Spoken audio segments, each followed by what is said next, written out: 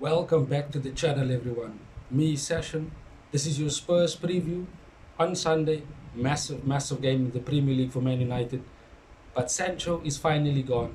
His loan deal to Borussia Dortmund is done and confirmed.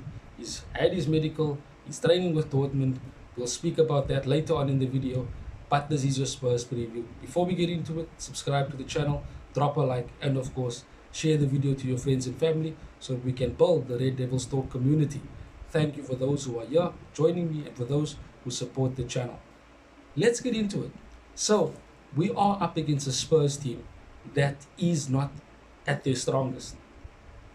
It's a Spurs team that have got players who will be missing, the likes of Son, Sa, Basuma, and James Maddison are key players for Spurs. We saw that in the beginning of the season. Certainly we saw it against us, even though we were robbed because of a penalty not given by us for the Christian Romero handball after Garnacho took a shot. But this is a chance for us to get revenge. They are a weakened team and we should capitalize. We are playing at home, so the expectancy and the pressure will be on us to get a win. A draw would not be good enough. We are so far behind the top four. Even if we win on Sunday, we still would be 5 points behind Spurs, who are not even in the top four. They're behind Arsenal, who's in fourth place. So this is a massive game and we have to win. How many times have we said that this season? But it is obvious. We need to win this game. The game against Wigan, that was a professional performance. We won, but we were not clinical in our attack. And with the starting 11, Ten Hag should not be making too many changes. The likes of Eriksen and Shaw could be, available for this game. Casemiro, Martinez, but he shouldn't be making a lot of changes. Onana, of course, based on what was said, he probably will start in goal. Delo should start at left back. I know Luke Shaw might be back for this game. If he's back and Ten Hag feels he's fit enough to start him at left back. And of course, you play the lower right back, to give you that width from your fullbacks. But if he's not 100% fit and he's only able to be on the bench, start the lower left back. He played well there and continues to have excellent performances this season. So you play him at left back, you play Wan-Bissaka at right back, and Varane and Evans, of course. There is talk of Maguire being back, but I would not be tempted to play Maguire because Varane and Evans are such a very good partnership and they should continue. And that would be a bit of a consistency in our defense because of the number of partnerships we've had to use throughout the season already. More than 10, if the number is correct. In midfield, now, it's also said that Eriksen might be available for this game after he was ill, in the week and previously. But if he is fit, you play Mainu, Eriksen, and Bruno so that we can control the game. This must not be a game where we're going back and forth like basketball, because the likes of Timo Werner, Kulusevski, they will be running at us. They will be using their pace. And with them getting Werner, Richarlison, I haven't even mentioned him, these are players who love to play on the counter attack. And that is how Spurs want to play. They are going to sit in a mid block. They are going to try and have a high line. And they will try and catch us out with a counter or a counter press. So we need to be surely on it. Hence the reason why we need to control the ball and we need to control the game, control the tempo. We know what Kobbie Mainoo can do. He must start this game. I don't want Erik ten Hag to start McTominay. 100% I don't want to see McTominay starting this game because we're going to have the same problems and we're probably going to find ourselves having a bad result, and that would probably be a loss, and that's not going to be good. And if Ten Hag starts McTominay, then he's basically going to be putting himself in a situation where he's going to be falling on his own sword. And once again, McTominay will be the reason why a manager gets sacked. So McTominay should not start this game at all. If Eriksen is available, start him with Mainu and Bruno as the midfield three. If Eriksen is not available, you have no other choice but to play McTominay. And whether that's going to work for the game, I'm not too sure. There is no hope or evidence to say that McTominay next to Mainu is going to work against Spurs, because we don't know what midfield they're going to put out, because their first choice midfield of Basuma, Milan Sa, and James Maddison is not available. So I'm not sure what midfield they're going to put out, but we need to have a midfield that is technically good enough to control the game and play between the lines, because Spurs will try and press us from the beginning of the game.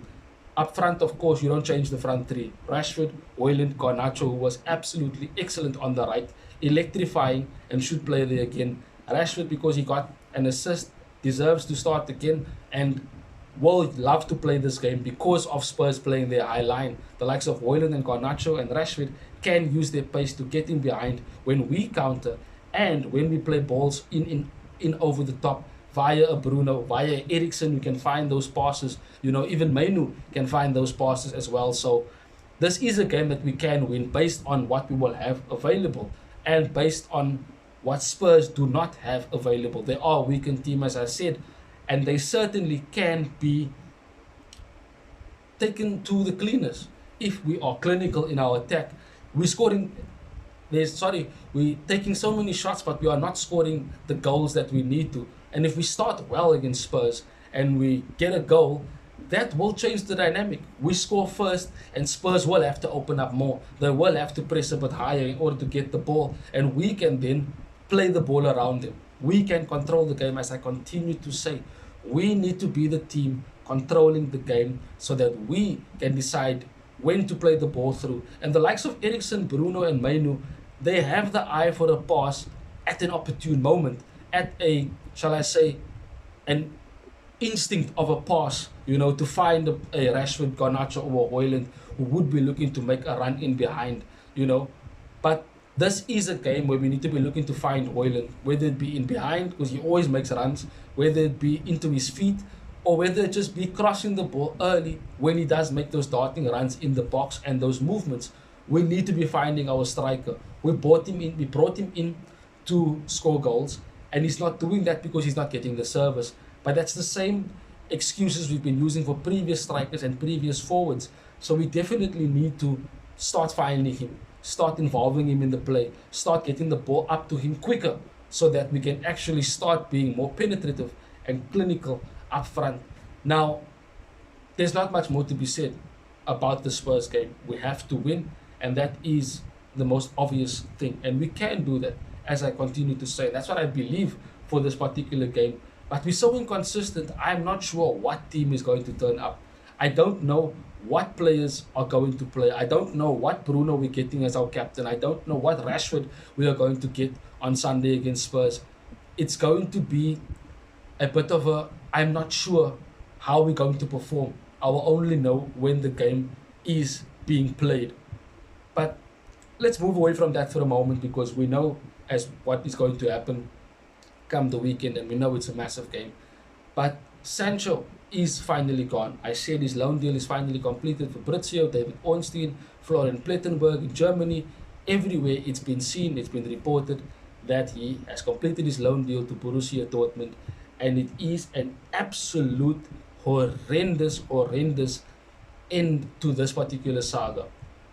Because if you look at back where we got him, we didn't get him the first summer we wanted him. We couldn't. The Glazers messed up that.